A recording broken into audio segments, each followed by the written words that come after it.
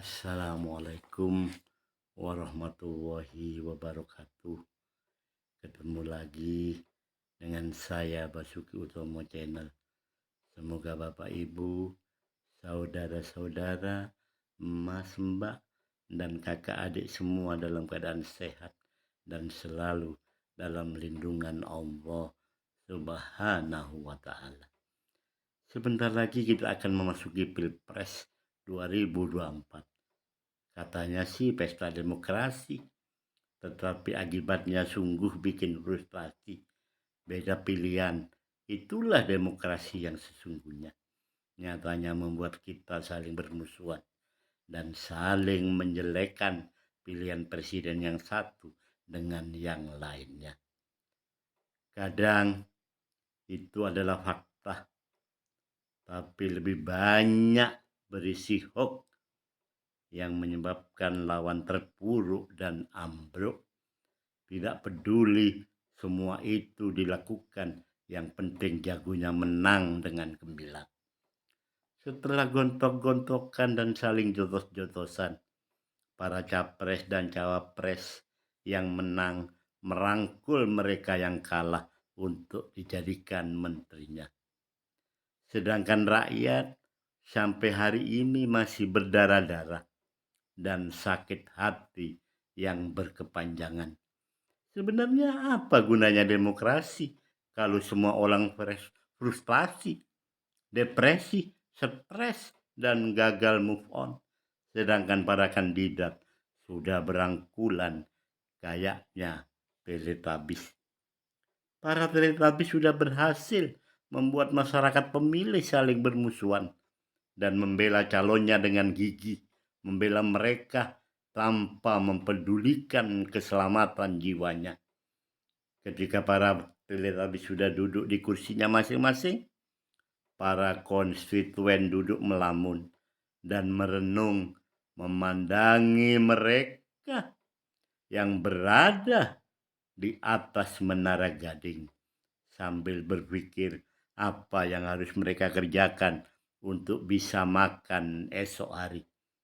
Maka jangan salahkan mereka jika mereka dapat saweran dari para calon, sehingga mereka bisa makan saat pesta demokrasi digelar. Paling tidak bisa beli beras untuk mempertahankan hidupnya meskipun hanya cukup untuk hari itu. Para pegiat demokrasi teriak-teriak, itu money politik, Anda bisa dijerat hukuman penjara, baik pemberi maupun penerima amplop. Padahal itu pun tidak pernah terbukti, paling 0,001% yang dipidana. Sedangkan 99,099% melenggang dengan anggun ke kursinya dan kembali berkoar-koar dengan bualan-bualannya. Lucunya, masyarakat tetap terpesona sekalipun mereka hanya dibawa ke alam mimpi yang berkepanjangan. Janji manis saat kampanye tidak harus ditepati. Yang penting kursi sudah didapatkan. Selama 5 tahun mereka duduk dengan aman dan sentosa. 5 tahun kemudian kembali menjual mimpi. Saya jadi ingat buku berjudul Mati Ketawa ala Rusia.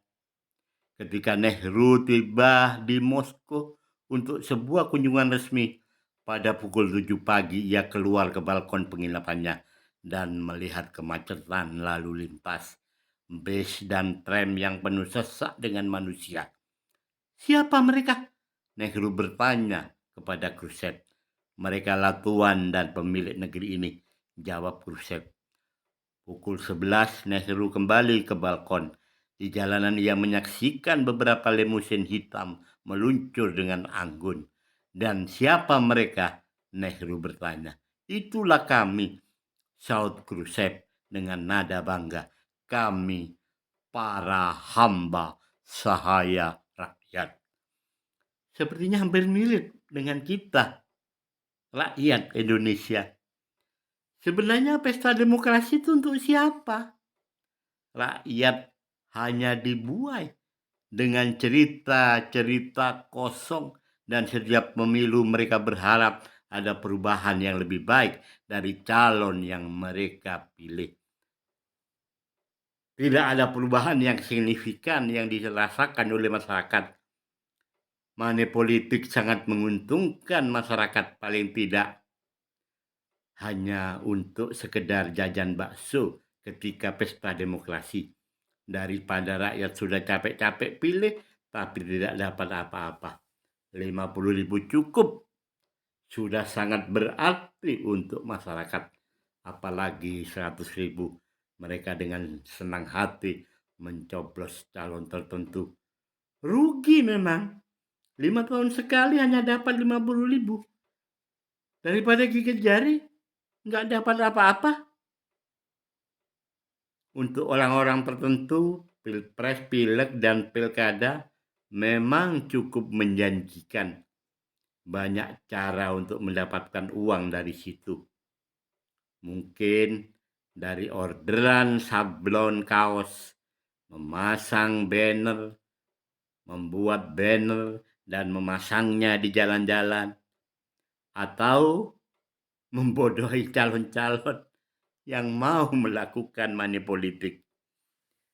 Sedangkan rakyat, mereka merasa sejahtera ketika punya uang hasil ngutang ke bank.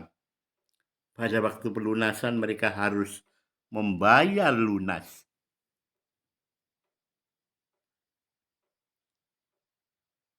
Di situ masyarakat merasakan kesulitan mencari uang untuk menutupi hutangnya. Pokok plus bunga yang mencekik leher. Sedang situasi sekarang sangat sulit. Kita berusaha untuk mendapatkan uang sekalipun hanya sekedar cukup untuk makan.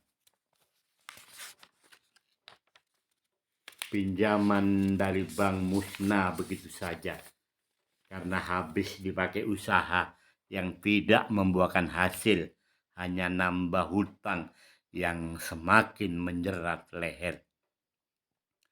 Ketika mereka tidak bisa bayar, maka asetnya dilelang. Dari hasil lelang tersebut, seluruh uang masuk ke bank untuk melunasi hutangnya. Yang jelas, aset yang dilelang lebih dari cukup untuk melunasi hutang bank. Tapi bank tidak mau tahu. Semua hasil lelang aset penghutang diambil sama bank. Sepeser pun tidak ada pengembalian untuk nasabah. Rakyat hanya bisa menangisi nasibnya dan menyalahkan dirinya sendiri yang tidak becus mencari uang untuk membayar hutang ke bank. Sistem yang ada sekarang tidak mungkin membela wong cilik. Wong cilik hanya dijadikan alat untuk melegitimasi kekuasaan mereka. Hanya jadi jargon kosong. Kita kesulitan menemukan bukti bahwa para elit, baik pejabat maupun yang dari partai, sangat getol membela wong cilik. Tidak ada kecuali untuk menaikkan elektabilitas sang pejabat atau sang calon. Hanya sekedar untuk konsumsi medsos. Banyak orang bilang itu pencitraan. Tidak masalah, yang penting masyarakat kecitra dibantu. Saya pribadi tidak menyalahkan itu. Semakin banyak pejabat bagi-bagi rezeki, semakin baik untuk rakyat. Rakyat kecil tidak peduli apakah itu pencitraan atau ada maksud tertentu, tidak masalah. Itu urusan mereka dengan Tuhan. Bagi rakyat, hari ini mereka bisa makan kenyang. Esok hari, terserah esok. Mungkin ada pejabat yang mau pencitraan. Lumayan membantu bagi masyarakat kecil. Untuk capres maupun cawapres, berapa duit yang mereka butuhkan? Tentunya em-eman atau bahkan triliunan. Dapat dari mana para calon itu kok duitnya sampai tidak berseri saking banyaknya? Kami hanya masyarakat kecil. Curiga boleh dong. Kalau diaudit secara mendetail, kemungkinan para calon banyak yang tidak lolos. Ini penilaian saya sebagai orang awam. Jadi caleg DPR RI aja butuh 6 miliar. Itu pun belum tentu duduk sebagai anggota dewan. Kos politik kita memang mahal. Disinyalir itulah penyebab utama pejabat melakukan korupsi. Tentunya mereka punya jurus untuk dapat mengembalikan kos politik yang sudah dikeluarkan. Untung-untung dapat lebih sehingga dapat dimakan 7 turunan. Jika begini caranya, kapan kita akan keluar dari jurang korupsi yang semakin sulit ditangani? Apalagi korupsi di negeri kita ini seperti pagar makan tanaman. Para penegak hukum berperan sebagai pagar dan tanamannya adalah para koruptor. Tentunya para koruptor ingin bebas dari jeratan hukum dan mereka melakukan cara apapun yang penting selamat dari jeratan hukum. Toh hanya diambil sedikit hasil korupsinya, dibagikan kepada aparat penegak hukum. Hitung-hitung bagi-bagi rezeki. Yang penting selamat dari jeratan hukum. Terus apa yang harus kita lakukan ketika pilpres tidak merubah apapun, ketika pileg tidak merubah apapun, ketika pilkada tidak merubah apapun, bahkan pilkades tidak dapat merubah apapun, hanya ganti pemain, ganti situasi dan kondisi zaman, tapi kelakuan tetap. Kita hanya bisa memohon kepada Allah Subhanahu wa Ta'ala. Semoga bangsa ini segera bertobat dan mengikuti jalan yang telah dicontohkan oleh Rasulullah Shallallahu Alaihi Wasallam. Kenikmatan dunia hanya sesaat, sungguh siksa Allah amat pedih. Ya Allah, tuntunlah pemimpin kami di jalan-Mu. Bimbinglah para pejabat kami untuk selalu amanah dan berjalan di jalan-Mu. Ya Allah, kembalikan kesantunan masyarakat Indonesia yang berbudi luhur.